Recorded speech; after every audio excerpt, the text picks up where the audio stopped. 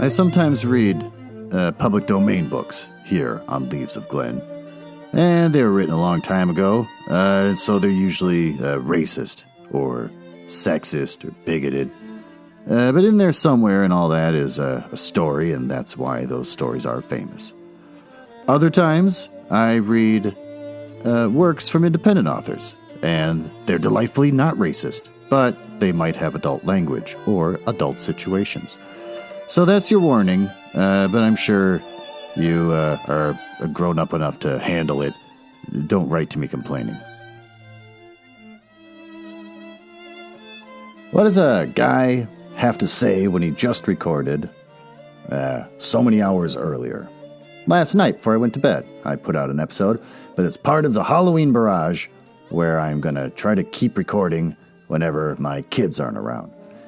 The problem with that is I got nothing to say. Last night, I talked about getting a printer from my dad, and I tried to set it up this morning, and it's all based on using your phone, and it doesn't want to work, so that's annoying as hell. He also gave me a bunch of photo albums. So I've been looking through the photo albums and seeing all these pictures of my mom and dad when they were just little tiny babies. It's kind of weird. And so I just sat there drinking coffee, looking through them while listening to podcasts. That's not anything worth reporting. Certainly not spooky Halloween. What is spooky is I shaved off the mustache last night. And my whole face is just putty, like I was saying before. But this morning as I was brushing my teeth, and then I felt all weird as I was trying to wipe off the toothpaste around my mouth and touching bare skin on my face when I'm used to having hair there, I noticed that my upper lip, is kind of weird. It's kind of like Kenneth Branagh's mouth. My bottom lip sticks out a little bit, so it's not totally just a slit in my face like Kenneth Branagh has, but my top lip is formless. It's just like a turtle's lip. It just hangs down, the little dip in the middle. You can't see anything. And I thought, Jesus, I'm an unattractive man. So I vowed I am not shaving my whole face ever again. It's too weird looking and I don't like it. Plus I'm old, so my cheeks are all puffy and hanging and weird and ugh. So, back to the facial hair. It's the only thing to hide all the grotesqueness that I've got going on in the lower half of my face. Yeah, the upper half's not much better. So that's pretty much all I got. I'm sitting in my dining room, looking through photo albums, and my frickin' neighbors are out doing yard work. My windows are all big, so they just kind of keep looking in at me. This morning when I woke up, I pushed aside all the drapes to let the light in, and I opened up one that faces my neighbor's house and pulled open the drapes and said, there's Faye, sitting right there. They're just staring at me. And so I decided not to wave and just pretend like I didn't see her. The whole thing was awkward. And then, here's a spooky, horrible, horrifying story for Halloween. Somebody used my credit card to try to buy something at an auto parts store for $300. Got alerted to that, so I rejected it. And then I had to call the place, the credit card, and say, I didn't make that purchase. And then they said, all right, we're going to shut your card down and send you a new card. And I'm like, damn it. I hate that. And then I said, hey, what city did that come from? It's just like somewhere in America. Turned out it was the next town over. So real close. And that shouldn't bother me.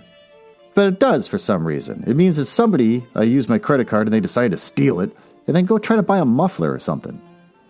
Well, I hope that scared you enough, as it scared me for Halloween. Let's dive into our story.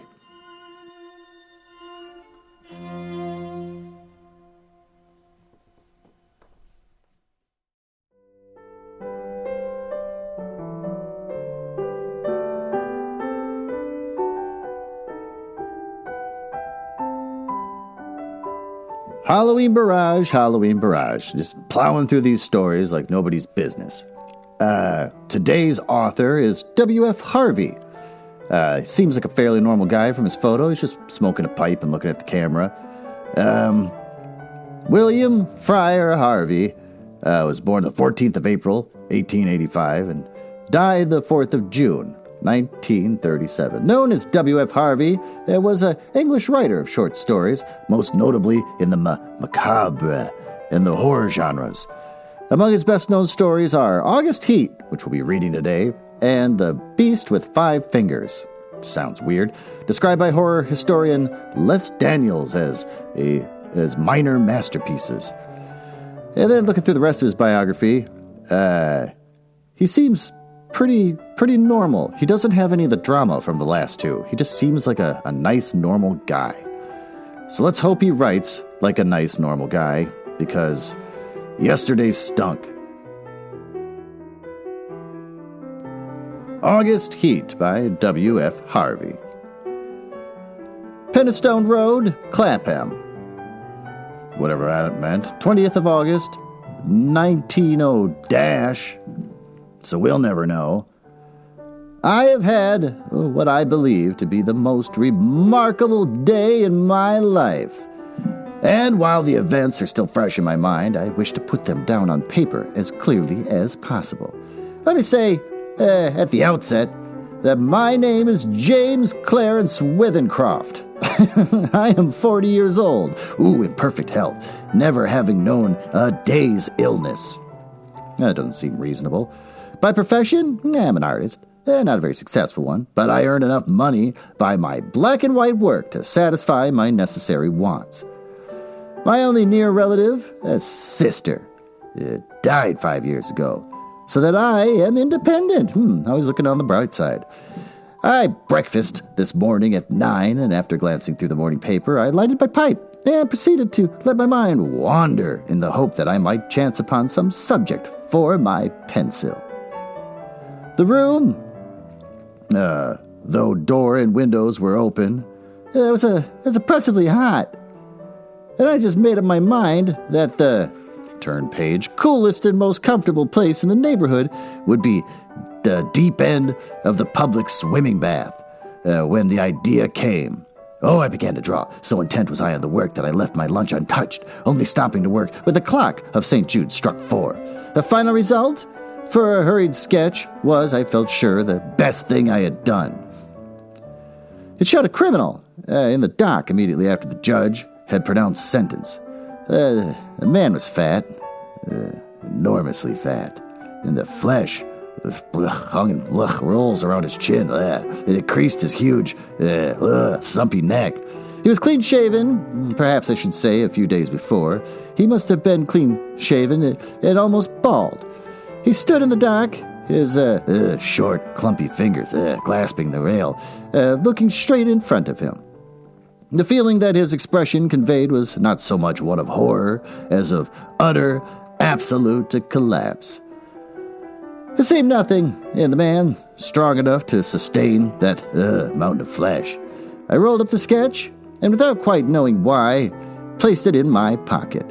Then, with the rare sense of happiness, with the knowledge of a good thing well done gives, I left the house. I believe that I set out with the idea of calling upon Trenton. It's split up. Again, physical books.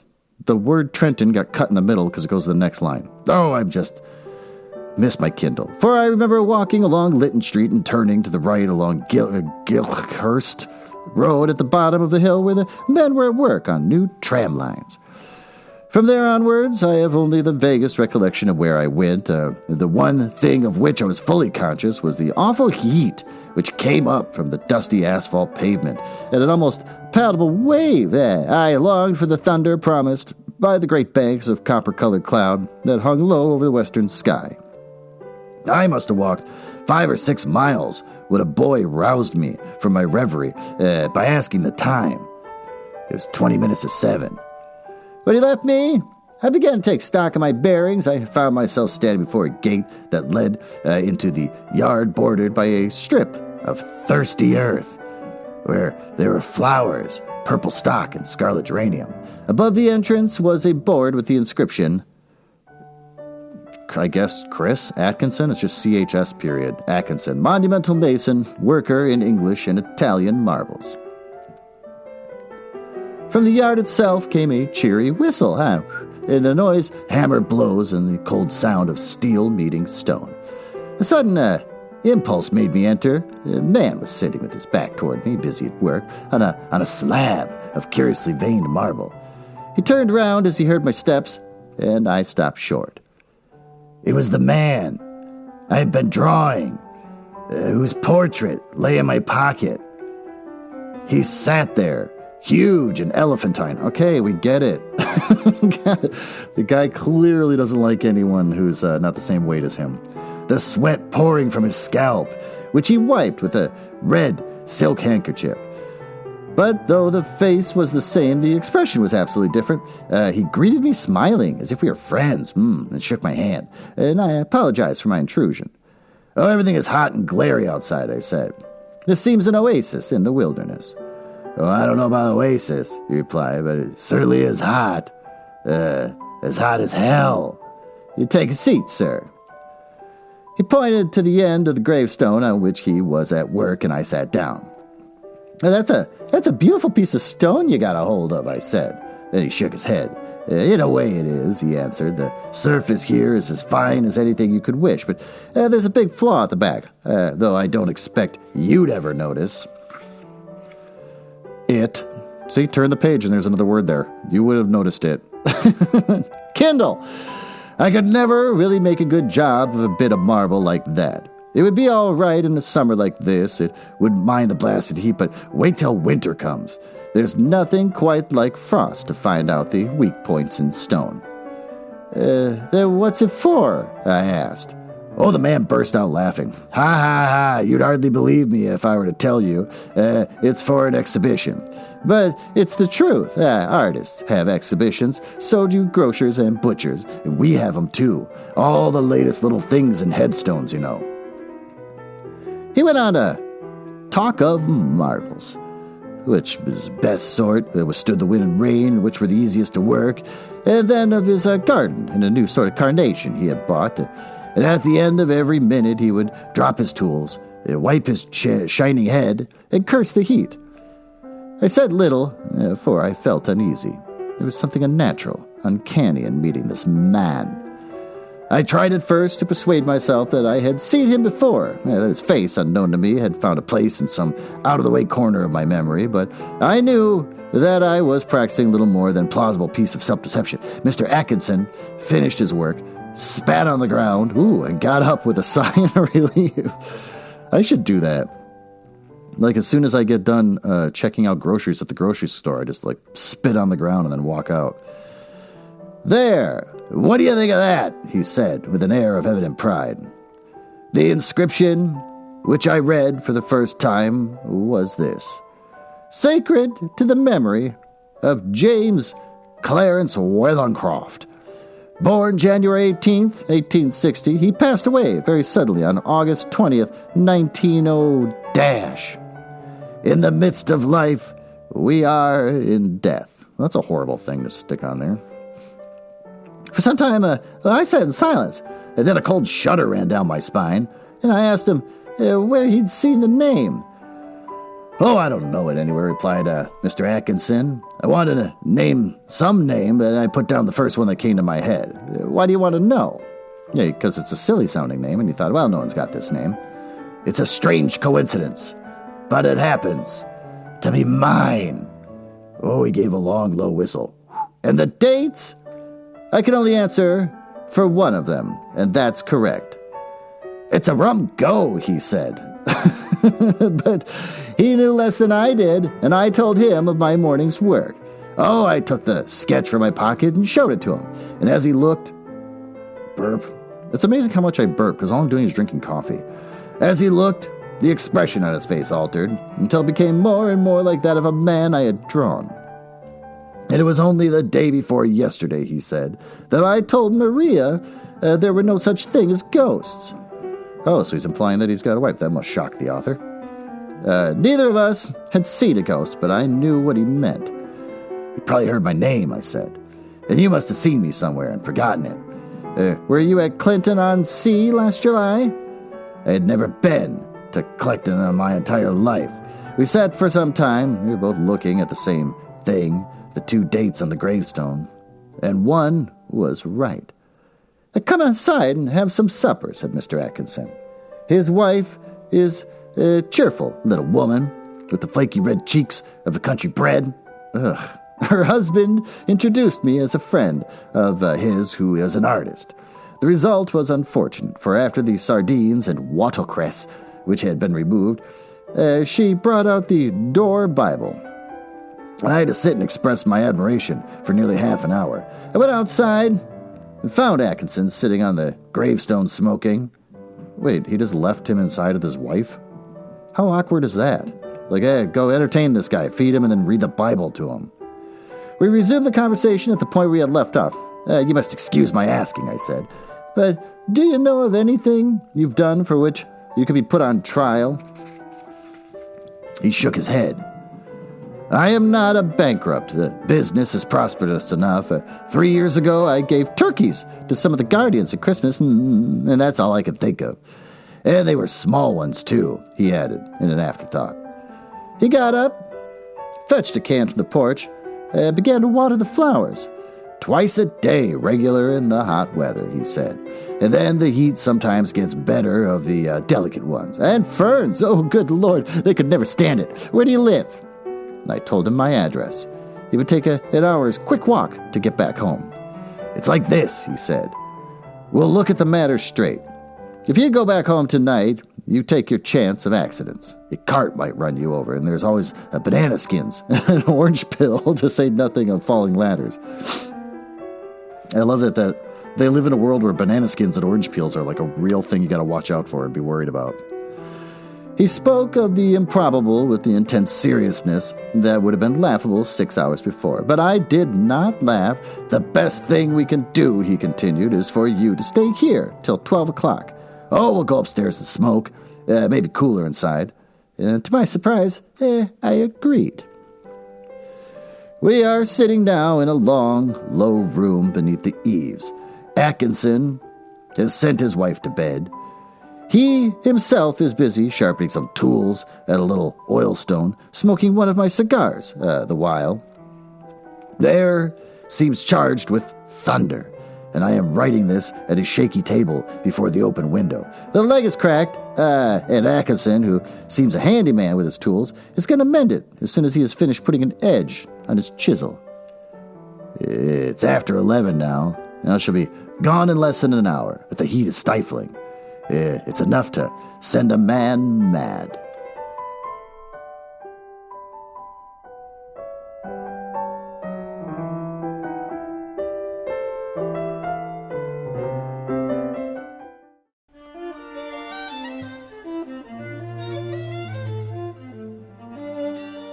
Short and punchy?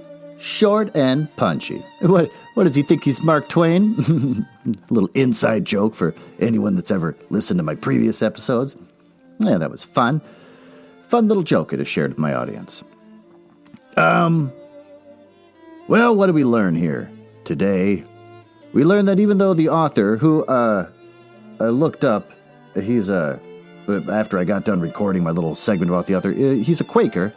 So I was like, oh, yeah, Quakers, they're just modest, nice, modest little people. Turns out he doesn't like anyone that's overweight. So, you can't escape something horrible in every old story that you read.